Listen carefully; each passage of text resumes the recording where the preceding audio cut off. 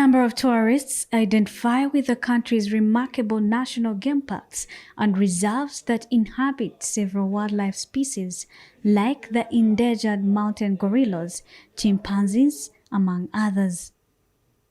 However, a lion's share is a foreign assembly flocking sites with a handful Ugandans. Stakeholders say domestic attitudes are poor. There is this perception among us Ugandans, traveling is only for Muzungus. So we want to really ensure that is not the case, because national parks, they have got different bandas. If you can't fly with the domestic flights, a group of people can hire the COSAs, like Uganda Wildlife Authority has got buses which can take many, a group of friends. We are happy to introduce domestic flights within Uganda. We're actually currently the largest domestic airline in Uganda with a fleet of about 15 aircrafts, including helicopters. We are able to offer flights, scenic flights for the residents within Uganda. We also have scheduled flights to most of the national parks within Uganda. This includes the 9 destinations, which are Kisoro, Kihihi, Kasese, Moya, Semiliki, and we also offer flights also to Murchison. Uganda has had a heavy dependency on international tourists for the promotion of her industry. For instance, went to Kenya, our neighbor.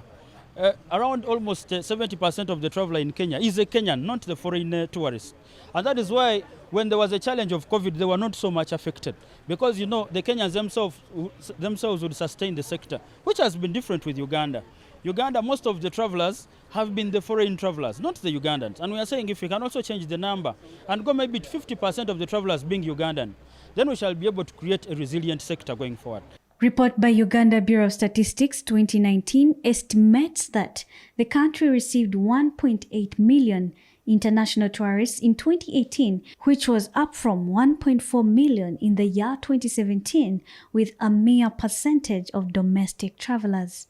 Numbers are very good. Most of the hotel owners here will tell you, at least for after we got out of COVID, most of them, the domestic tourism component has tripled in terms of guests and visitors. So the number is good, and we are constantly in touch with most of these, owners or players within the sector. So everyone will tell you, and I was giving you just figures for just last quarter, the ones that we have, the numbers grew really, and still the travelers that traveled to the parks, for instance, from November to December, 70% were Ugandans.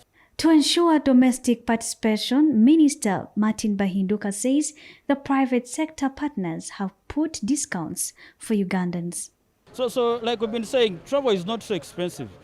And we can, in parks as well, because there's UA, and you can even get accommodation of 30,000, even 50,000. So depending on what you want, you can get the high end, $100, $200 plus, but if you still want to get little, you can still get accommodation at a cheap price.